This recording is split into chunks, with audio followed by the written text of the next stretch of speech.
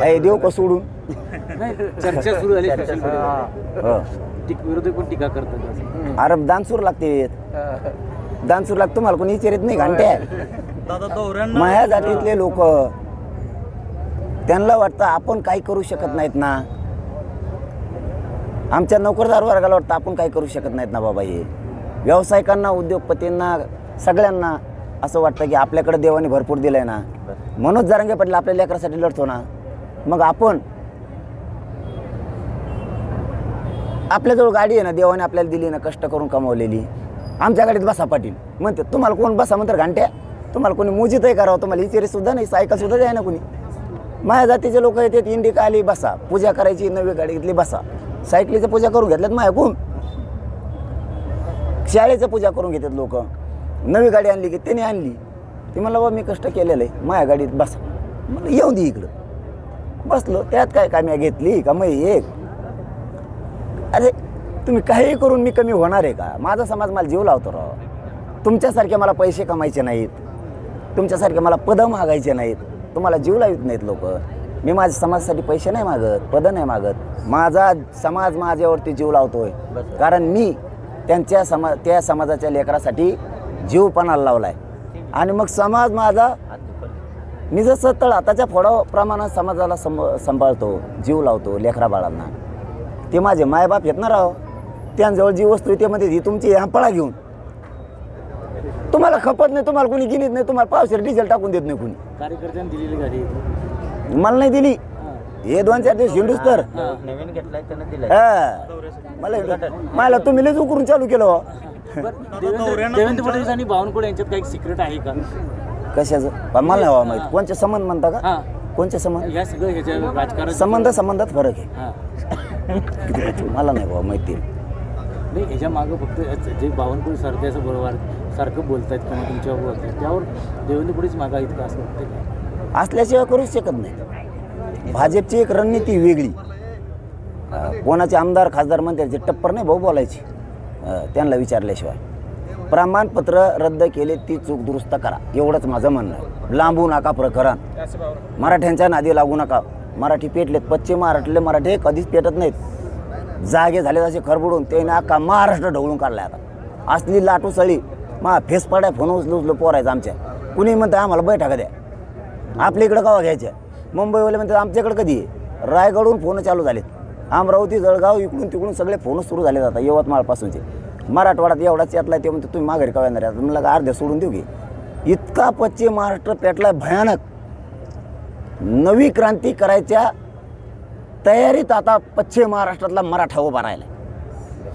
नवी क्रांती करायची. मी दादांना परवा भेटलो. दादांना म्हणलं तुम्ही समाजासाठी एवढं करताय, त्या गाडीत बसावं लागतं. माझी इच्छा होती एखाद्या आपण नवीन गाडी घेतल्यानंतर आपण एखाद्या देवाला जातो. मग हे मराठी समाजाचा देवच आहे, हा देव माझ्या गाडीत बसावा अशी माझी इच्छा होती. आणि ती इच्छा पूर्ण करण्यासाठी मी त्यांच्या मागे लागलो आणि गाडीत त्यांना दिली. दादानी बसावची अशी इच्छा होती, त्या शिटावर बसले दादा. हे देवाला गाडी नेल्यावर झाली करून घेतलेलं आहे. मग उपोषण करून करून ते थकलेले आहे ते असे. आणि त्यांच्या प्रवासाचा सुखकर व्हावा म्हणून मी दिली. माझी इच्छा होती एखाद्या आपण नवीन गाडी घेतल्यानंतर आपण एखाद्या देवाला जातो. मग हे मराठी समाजाचा देवच आहे. आमच्या समाजाच्या देवापेक्षाही मोठं काम केलंय. हा देव माझ्या गाडीत बसावा अशी माझी इच्छा होती. आणि त्याचा व्यवसाय आहे. पण मी दादांना परवा भेटलो.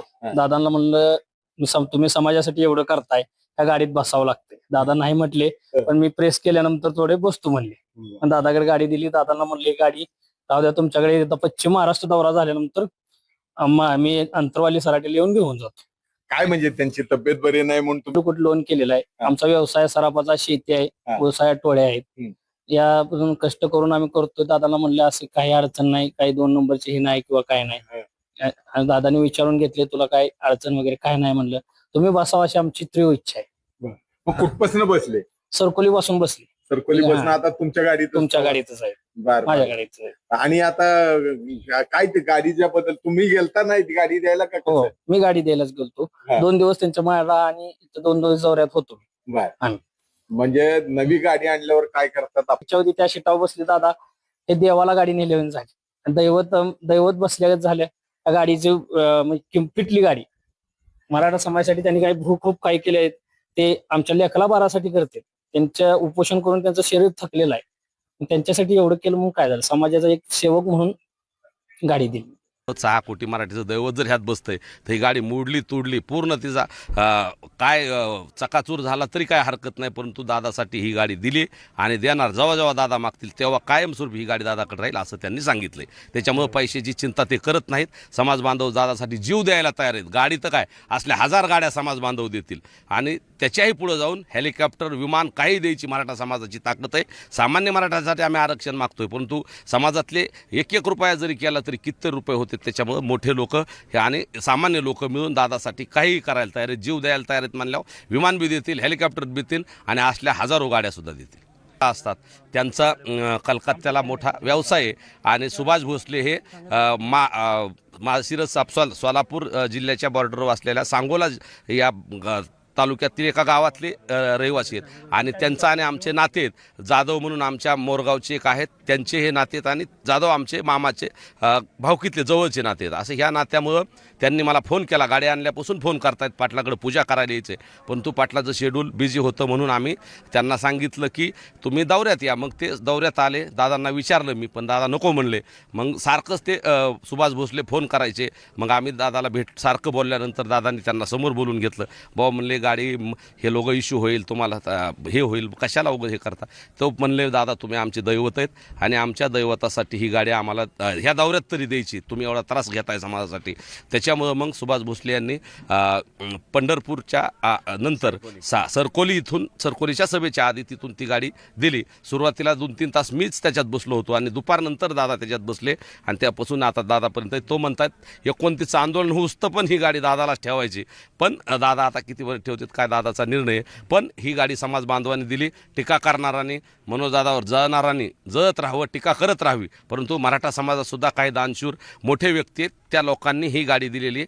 त्याच्यामुळं ती फक्त दौऱ्यात दिलेली आहे, ती दादाची नाही किंवा आमच्या कोणाची नाही. हे आपल्या महाराष्ट्राला आणि सगळ्या लोकांना कळलं पाहिजे. इच्छा आहे. स्टार्टिंगला आमच्याही गाडीत पाय लागले दादांचे, आमचं भाग्य समजतो. प्रत्येकाची इच्छा, आम्ही एका अपेक्षेने असतो की दादा पुन्हा आमच्या गाडीत बसावे.